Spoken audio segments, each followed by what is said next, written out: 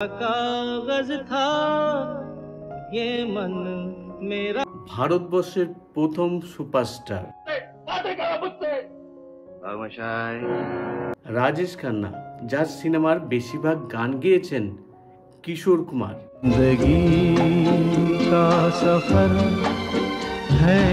কিশোর কুমারের অনেকটা হাত ছিল রাজেশ খান্নাকে সুপারস্টার বানানোর ক্ষেত্রে।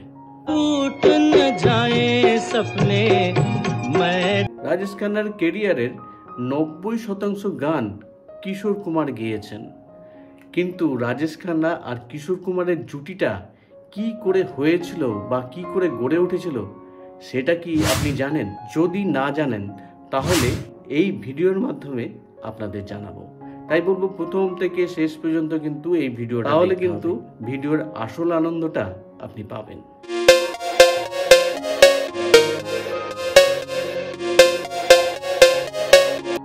বলিউডে রাজেশ খান্নার আত্মপ্রকাশ হয় 1967 সালে আখরি খাতে এই সিনেমার মাধ্যমে, কিন্তু সিনেমাটা তেমনভাবে কিন্তু চলেনি।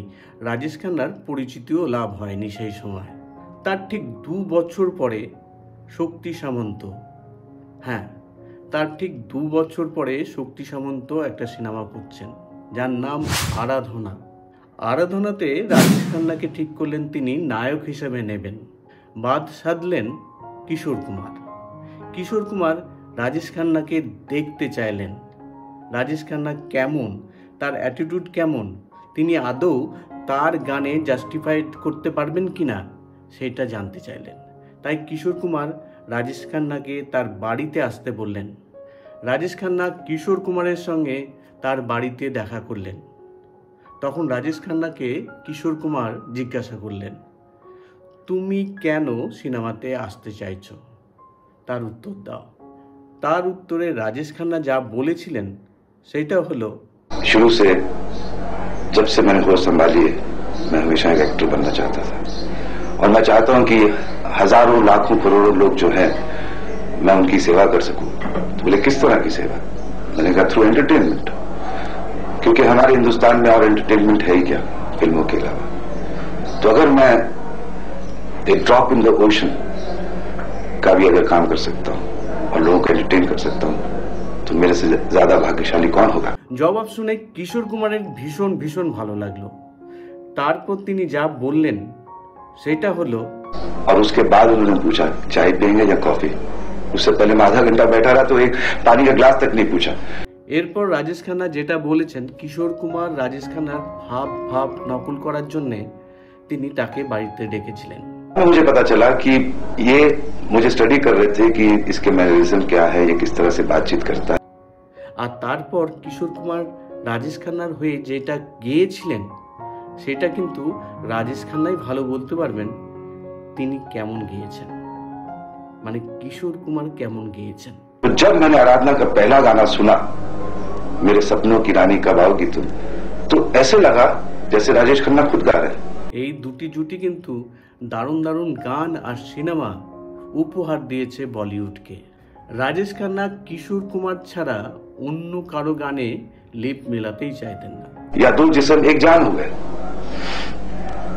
ऐसे तो बहुत सारे गाने हैं जो अगर गिनने बैठे तो रात हो जाए। যখন তিনি সুপারস্টার তখনও কিন্তু কিশোর কুমারের গান ছাড়া অন্য কারো গান তিনি পছন্দই করতেন না। একবার হাতি মেরে সাথী এই সিনেমাতে একটা পপুলার গান ছিল মোহাম্মদ রফির, এই গানটা কিন্তু কিশোর কুমারকে গাওয়ার জন্য বারবার অনুরোধ করেছিলেন রাজেশ খান্না, কিন্তু রাজেশ খান্নাকে কিশোর কুমার বুঝিয়েছিলেন এই গানটা কিন্তু সঠিকভাবে যিনি গাইতে পারবেন তিনি হলেন মোহাম্মদ রফি। মোহাম্মদ রফির এই গানটা আজও কিন্তু আমাদের ভীষণ ভালো লাগে। কিশোর কুমার সেই সময় কিন্তু ঠিকই করেছিলেন।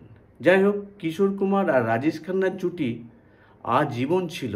আজকের এই ভিডিওটা আপনার কেমন লাগলো? রাজেশ খান্না আর কিশোর কুমার জুটির কোন গানটা আপনার সব থেকে ভালো লাগে সেটা জানাতে ভুলবেন না। আবার নিয়ে আসবো আর একটা নতুন ধরনের ভিডিও। ততক্ষণের জন্য বিদায় চাইছি, আর অবশ্যই মন্তব্য করবেন। আপনাদের মন্তব্য কিন্তু ভীষণভাবে গুরুত্বপূর্ণ আমার কাছে। আজকের মতো আসি, আবার দেখা হবে আরেকটা নতুন ভিডিওতে। ধন্যবাদ। चलिया के तो सावन कागज था ये मन, एक सफर है सुहाना। बाबा